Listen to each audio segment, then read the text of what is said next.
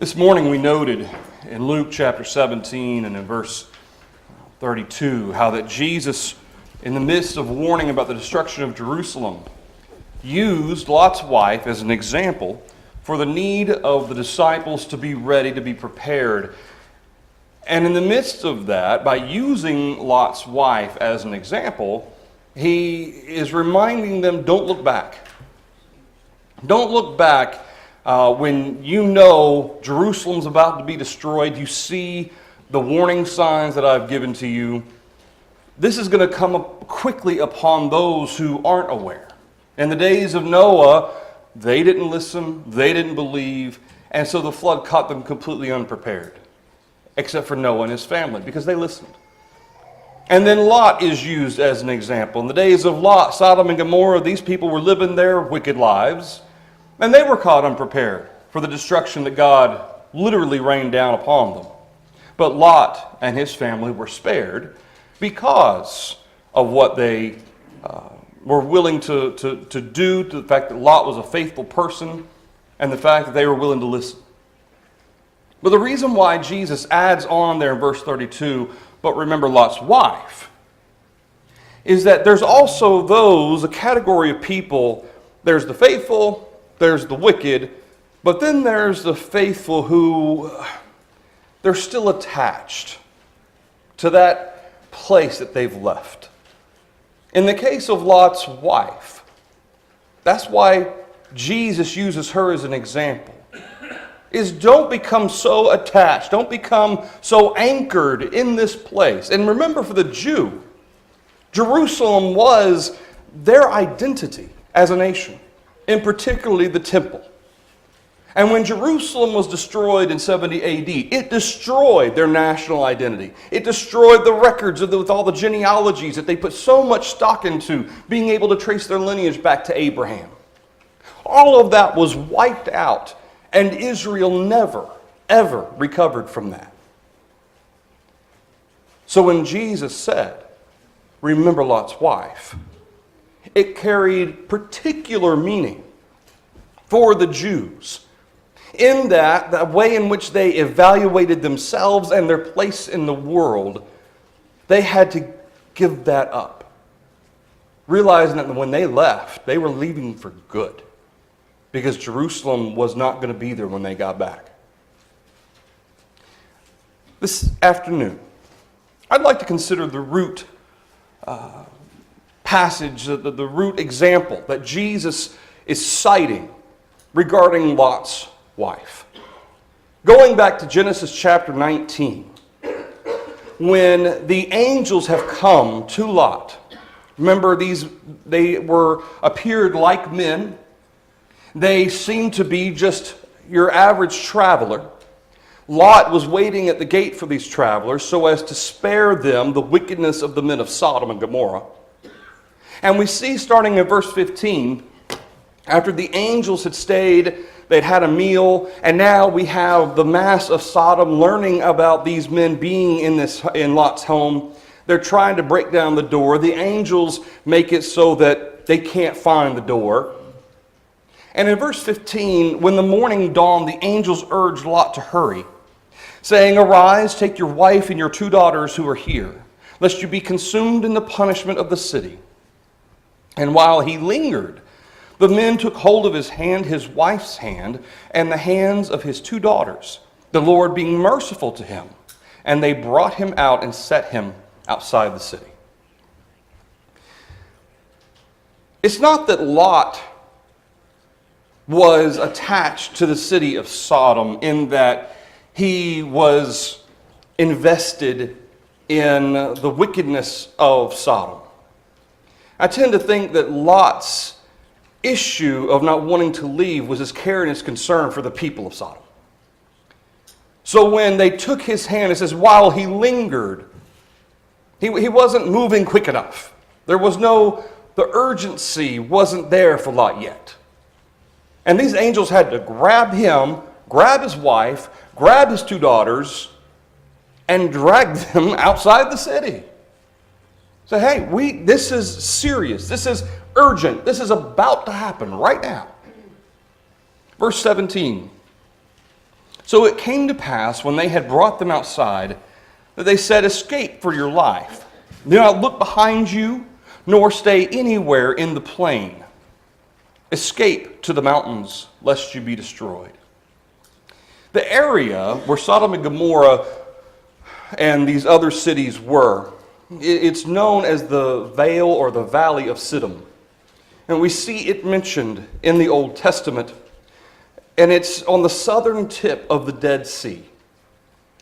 And so when they're referring to don't stay anywhere in the plain, because this entire area, the whole Valley of Sodom, is going to be destroyed.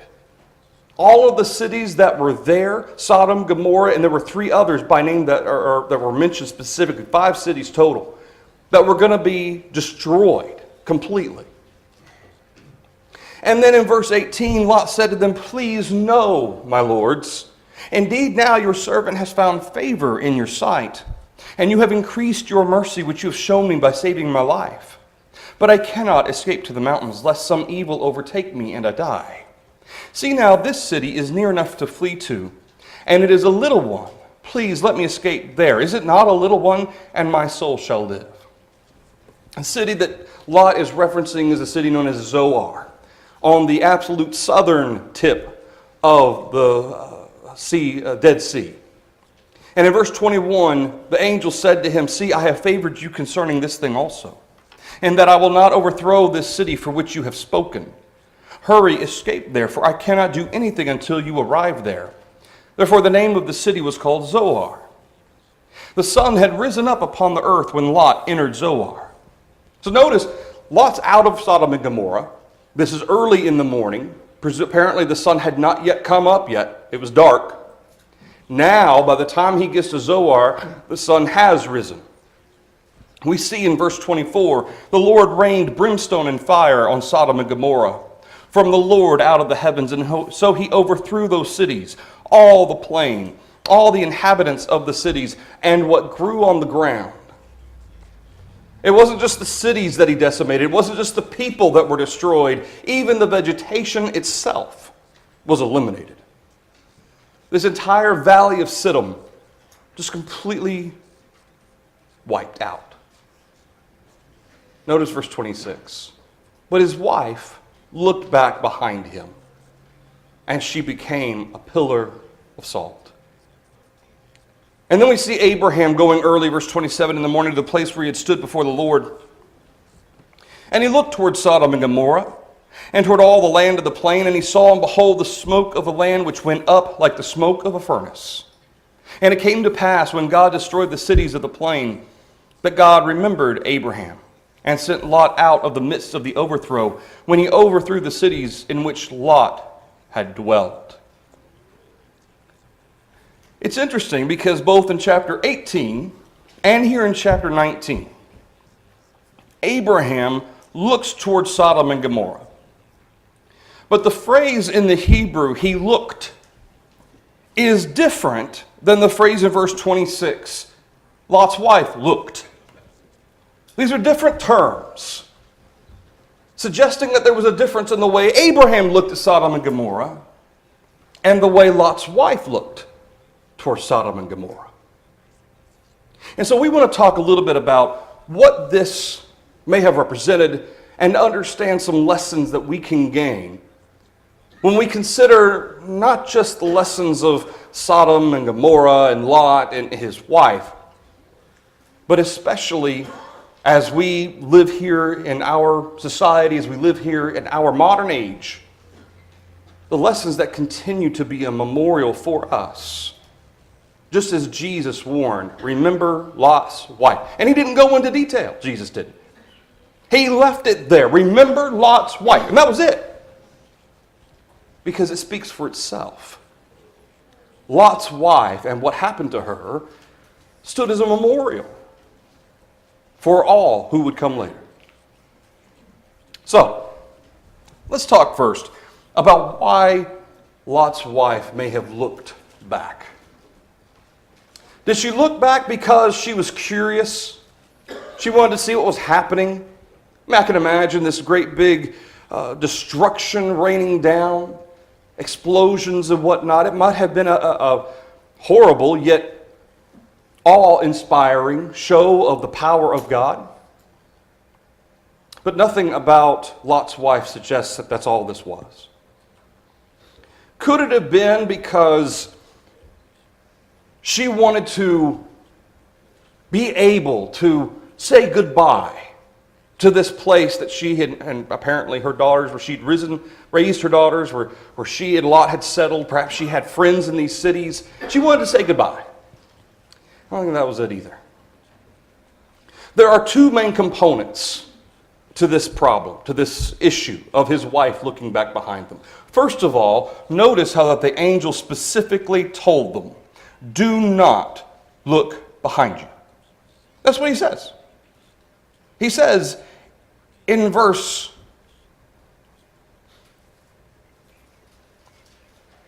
16, 17, escape for your life. Do not look behind you nor stay anywhere in the plain. Do not look behind you. Why? Why not look? Why not be able to see the awe, even though it was a horrible moment for so many wicked people, be able to see the power of the Lord? I mean, I have to admit, had I been there, I'd have been tempted to look too for that purpose. Abraham, when he's looking out over all the plain, he's seeing the end result. A massive furnace was the smoke coming up out of the land of Sodom that God had destroyed. But I suggest to you that her purpose in looking back, she broke a command. That's the first thing. But the second part of this had to do more so with her unwillingness to leave behind the very reason why God was destroying Sodom and Gomorrah and these other cities. Remember, Lot had made his choice. He chose the fertile areas when he and Abraham parted ways. Lot got first choice, and he chose this great area of the plain that was beautiful, and it had plenty of places to be able to raise his cattle, to raise his family. So Abraham went the other way. Abraham prospered. But Lot ended up having to raise his children and expose his wife to these terrible influences of the cities of Sodom, Gomorrah, and these other cities in the plain. And please note that it doesn't sound as if these cities were spread too far apart. There's some suggestions to say that all of these cities were within walking distance, so much so that you'll note that it seems the same day that the angels took Lot and his wife and his daughters out of Sodom and they started walking towards Zoar, you're talking about maybe a matter of hours by the time that they got there, in that it was early that morning. But apparently the sun had not yet risen. Then verse 23, the sun had risen upon the earth when Lot entered Zoar. We're not talking about wide, massive distances. We're talking about walking distance. Many of these people between all of these cities surely knew each other. Many of these people had relatives in some of these other cities. And Lot's wife had some sort of connection, not to say that she had relatives there per se, but the idea that she had a connection she was unwilling to give up. When the angel told her, do not look behind you, there was something that compelled her to do so. And it's important that we understand that the New Testament associates a spiritual application to the idea of looking behind us. To recognize that there's a lesson to be learned in the things that we escape, the life that we once led, the sins that we were once a part of, the temptations we once fell to. That when we're taught better and we know better, and we enter the path that God has set for us, that we're not to look behind us. To look behind us with yearning. To look behind us with sadness and, oh, I wish I could still live that way. I wish I still had the opportunity to do those things that I used to do. Because it sounds as if that's exactly what Lot's wife was doing. She was looking back yearning, sad, upset that she had to leave perhaps. And it's interesting because when we consider the New Testament applications of this, Paul serves as a great example. In Philippians chapter 3, Paul uses himself to describe what he was willing to turn from, what he was willing to give up in order to become a Christian. Philippians chapter 3, he goes back to the beginning. And he talks about who he is. The fact that he was born a Pharisee of the tribe of Benjamin. All of this that he had been given growing up at the feet of Gamaliel. The opportunities that had been afforded him. A rising star in the Sanhedrin. All of that he was willing to give up for the excellency of the knowledge of Jesus Christ. In verse 13 of Philippians chapter 3, Paul says, "Brethren, I do not count myself to have apprehended." Which is to say, verse 12, he has not yet achieved the resurrection of the dead. He has not yet achieved that spiritual form. But one thing I do, forgetting those things which are behind, reaching forward to those things which are ahead, I press toward the goal for the prize of the upward call of God in Christ Jesus. It's not that Paul forgot. In 1 Timothy chapter 1, Paul would bring up how that he considered himself the chief of sinners because he persecuted the church that belongs to Christ. It's not that Paul ever forgot what he did. And I'm sure there were many occasions where he remembered Stephen, where he remembered maybe faces of some of these Christians he dragged to prison in Jerusalem. But notice Paul, he describes this yearning, this desire to apprehend the resurrection from the dead. That's what his entire goal is. To be a part of that new body, to have that new form that God has promised to those who are faithful, that they will have in heaven one day, in the resurrection. So when Paul says, here's the thing, I haven't gotten there yet, but here's what I do. I forget those things that are behind. I don't allow my mistakes, the past that I have, to weigh me down. I don't look back with yearning. I don't look back with sadness in that I wish I could still be there. I don't look back and think, oh, I could have this much wealth, and I could have this much influence, and I could be at this position in the Sanhedrin, and I gave all that up. Was it worth it? I think it was worth it. That's not how Paul thought. He says, I forget those things which are behind, and I reach forward to those things that are ahead. In Acts chapter 7 and in verse 38, Stephen brings up into the remembrance of the Jews Moses. He says, this is he who was in the congregation in the wilderness, verse 38, with the angel who spoke to him on Mount Sinai, and with our fathers, the one who received the living oracles to give to us, talking about the giving of the Ten Commandments and the commandments for the people. Chapter 7, verse 39.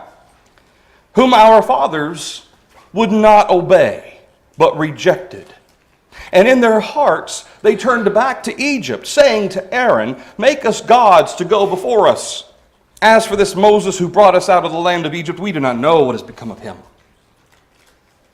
Starting here in Acts chapter 7 and in verse 39, and specifically going back to the account of this in Exodus, over and over again, we see time and time again how Israel brings up how much better they had it in Egypt.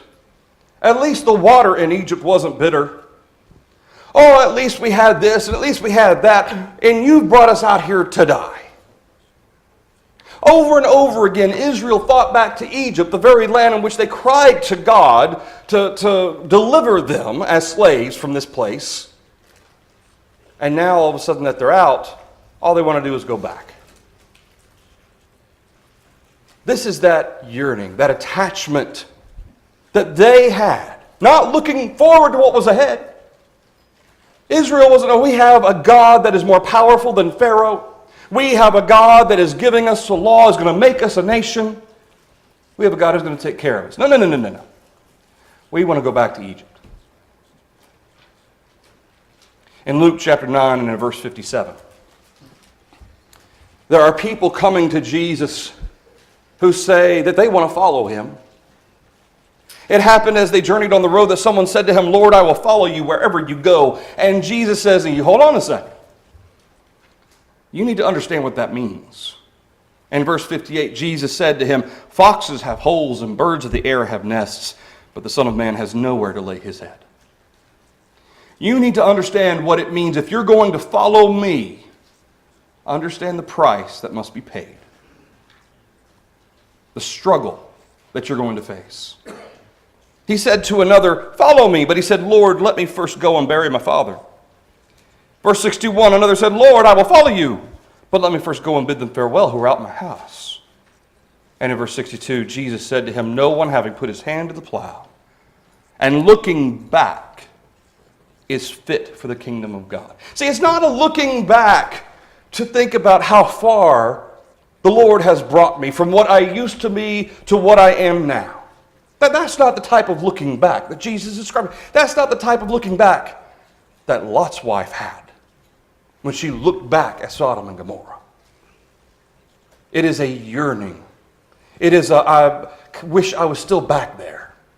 I wish I hadn't had to give up this and that. It is that Jesus is condemning. Lord, I'll follow you, but first let me go and bid farewell. Jesus, when he addresses this, I want to go back and say goodbye. Is Jesus condemning saying goodbye to people? No. What he's using this as an example, along with, Lord, I'll follow you. Well, be careful. To this other, Lord, let me bury my father.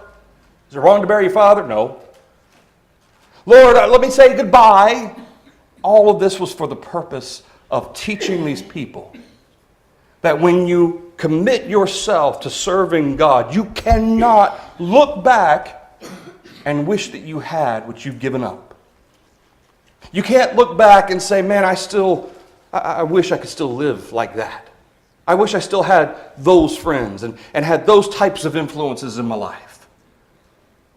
No one putting his hand to the plow. You become a Christian, you're in the path. You're doing the Lord's work. You're doing what you're supposed to be doing. But then you look back, oh, look at what I had to give up. Oh, look at the Sanhedrin and all the influence and all the money that I could have had. Oh, I wish I could. Part of me wishes I could still be there. That's the mistake that Lot's wife made. That's the mistake Paul didn't make. And that is the mistake Jesus warns us to not make. In Leviticus chapter 26 and in verse 3. Leviticus chapter 26 and in verse 3. Contained within the law that Israel was given were two choices. One choice was obedience. You do what I tell you to do, and this is what's going to happen. The other choice was disobedience. If you disobey me, here's what's going to happen. And God laid them out completely. In verse 3 of Leviticus chapter 26, if you walk in my statutes and keep my commandments and perform them, then I will give you. And God goes on to describe what he's going to give them. And then in verse 14, but if you do not obey me, and do not observe all these commandments, and you despise my statutes, and your soul abhors my judgments, so that you do not perform all of my commandments, and you break my covenant, I also will do this to you.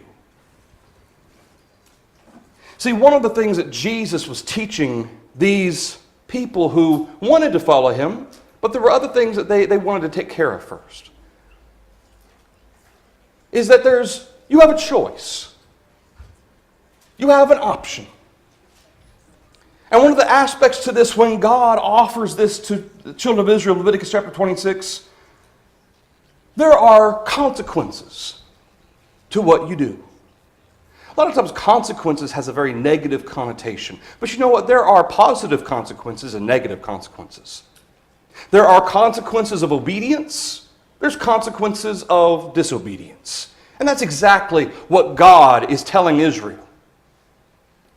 It's the same thing that Jesus is emphasizing to these people who want to be disciples. Okay, if you want to obey, obey. But stick to it. Don't look back with yearning. Don't allow your heart to go back to Egypt.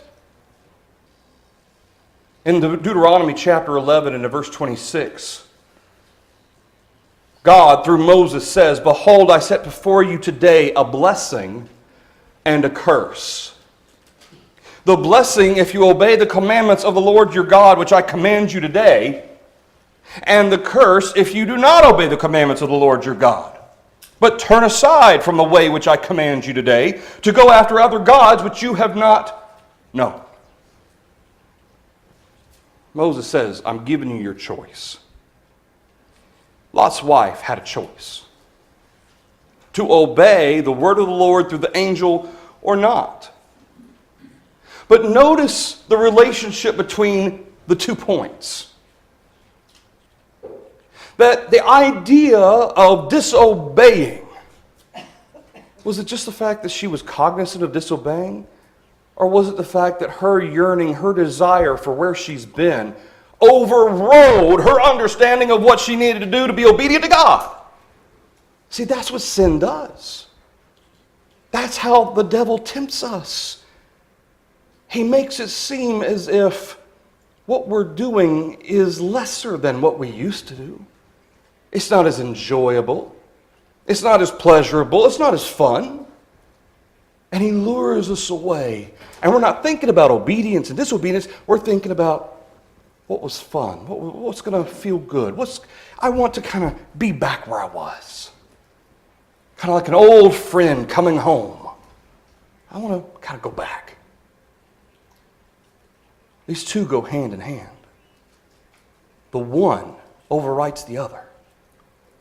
Because of my yearning, because of my longing, I'm not focused on obeying God, and I'm not thinking about the consequences of disobeying Him. That was the major issue Israel faced all the time, was that they got distracted all the time. Weren't thinking about the consequences of disobedience, but rather they got caught up in what they wanted to do. And then they found themselves suffering the consequences of disobedience. This is exactly what Lot's wife dealt with. God didn't spell it out for them. He didn't have to. God, through the angel, didn't say, if you look back, I'll turn you into a pillar of salt. But the commandment that was there, do not look back. Lot's wife broke that commandment. She wasn't thinking about the consequences of disobeying it. She was thinking about, I don't want to leave. I wish I could stay. I wish they didn't have to get destroyed. She was longing for that place of sin and wickedness. And she didn't care at that moment about obeying God. That is the danger of temptation. Temptation can blind us to the consequences of disobedience. In 1 John chapter 2 and in verse 3, John tells us, by this we know that we know Him, if we keep His commandments. He who says, I know Him, and does not keep His commandments is a liar. The truth is not in him. But whoever keeps His word, truly the love of God is perfected in him, and by this we know that we are in Him. He who says he abides in Him ought himself also to walk, just as He walked. Practice what you preach. You claim to abide in Him. Was it that Jesus said, if you love me, you will keep my commandments? How many people do we know that are religious that would tell you 1,000,000 times in a day, if they could, I love Jesus, I love God, I love the Bible, I love the Spirit, I love the apostles. And yet that most basic, fundamental principle, if you love me, you will keep my commandments. That just, if God truly loves us, He's not going to hold us to His commandments. That's the thought process. If God really loves us, He's not going to hold us to these. And yet, John tells us this is how we know that we abide in him. In 1 John chapter 5 and in verse 2, John says, "By this we know that we love the children of God, when we love God and keep his commandments. For this is the love of God, that we keep his commandments." And his commandments are not burdensome. It's not to say that they're easy all the time. It is to say that they are not impossible to obey. They're not impossible to follow. They're not burdensome as if it's some sort of a huge weight that you cannot bear. John says, no. It also means, by implication, his commandments can be known. God hasn't left us without an understanding of what he wants from us. God hasn't left us without a standard of right and wrong. He has told us what he wants. He has told us what is right and wrong, and he expects us to obey if we want to receive the crown of righteousness. But he's laid it out for you and for me. There is for all of us these two choices. To obey, what is the end result? A home in heaven. To disobey, to allow myself to be blinded by longing after what I have escaped, the consequence of disobedience is death. In Revelation 22 and in verse 12, Jesus says, "Behold, I am coming quickly, and my reward is with me to give to everyone according to his work. I am the Alpha and the Omega, the beginning and the end, the first and the last." To which John says in verse 14, "Blessed are those who do his commandments, that they may have the right to the tree of life and may enter through the gates into the city." Not blessed are those who want to do his commandments, but they really miss what they left behind. Not those who enter through the gates into the city, but their head is actually turned back behind them. Those who have set their sights on heaven and they maintain that focus, forgetting those things that are behind and pressing forward. I'll leave you with one last thought this afternoon. My head's in the way. This is a map. This is known as the Salt Sea or the Dead Sea. Here's Jerusalem up here. Here's Jericho. And all the way down here, this is where the valley of Sodom is thought to have been. Here's Zoar, here at the very bottom. And in this area, there are tons of salt deposits. In fact, the reason why it's called the Dead Sea is because the salt content of the water prevents anything from living in it. Plants die, animals die, fish die, everything dies. In fact, there's pictures, if you Google it, there's pictures of people trying to dive under the water and they can't. Because of the buoyancy of the water, so much salt, it's so dense, you can't dive in it. Ironically, it's one of the most dangerous places to swim because of the same reason. You get it in your chest, you get it in your throat, you will drown because it's so dense. All these salt deposits, all this area that existed, notice what is compared to from the Bible before the destruction of Sodom and Gomorrah. It was a beautiful place. Beautiful plain full of plants, apparently. Because when God destroyed the cities, he didn't just destroy the cities, remember?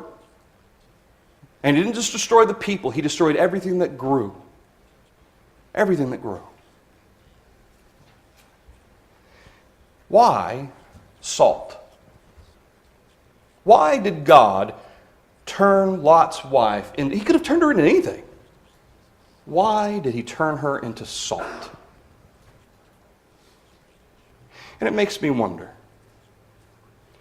This area, it's suggested that these salt deposits at one time were deep beneath the earth, and some cataclysmic event caused this salt to be brought to the surface. Interesting, right? She longed to stay in this place.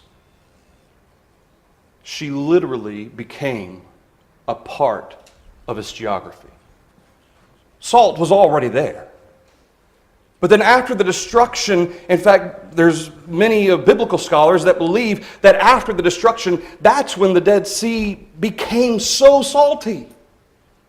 Originally, things were so lush and green and beautiful, but then after this terrible event, and all this salt is exposed, Harite, this rock salt, that's when the Dead Sea became so salty, nothing could live. And it makes me wonder if it was, for lack of a better phrase, poetic justice, that God turned her into a pillar of salt. You want to stay here? You want to be a part of this place? I'll make you a part of this place.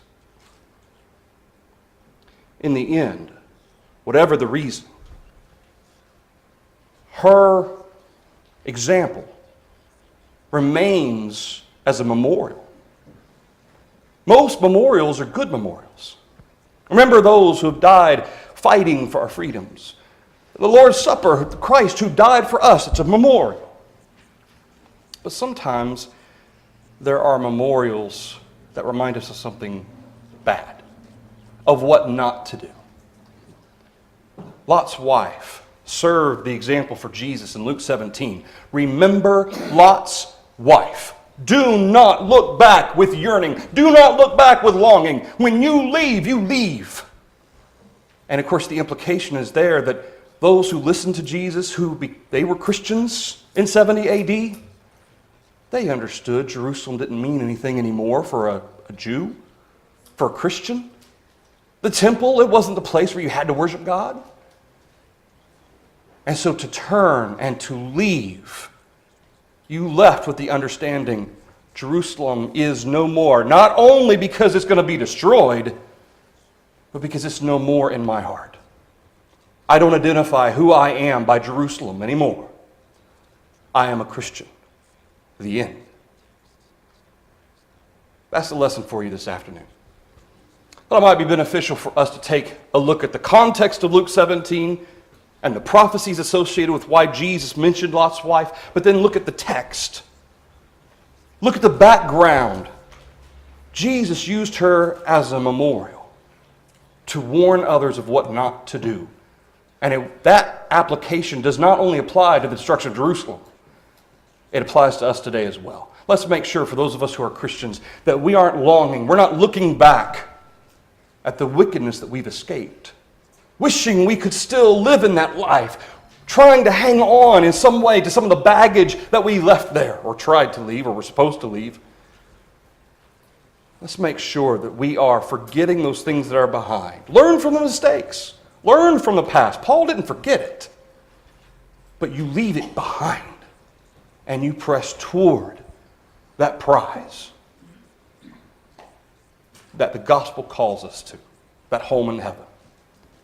We offer an invitation to those who are not Christians to be baptized, to have your sins washed away, recognizing that Sodom and Gomorrah later continued to serve as examples for Jesus and for other writers in the New Testament of cities that endured judgment because of their wickedness. And Jesus even mentioned at times how that it will be better for Sodom and Gomorrah on the day of judgment than for you, Jerusalem, because you refuse to listen. Will you listen this afternoon? Will you make your heart right with God? We invite you, if you will, come as we stand and sing.